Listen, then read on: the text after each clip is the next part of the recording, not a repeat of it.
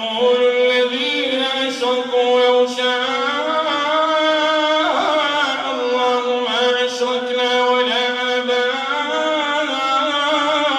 ولا حرمنا من شيء كذلك كذب الذين من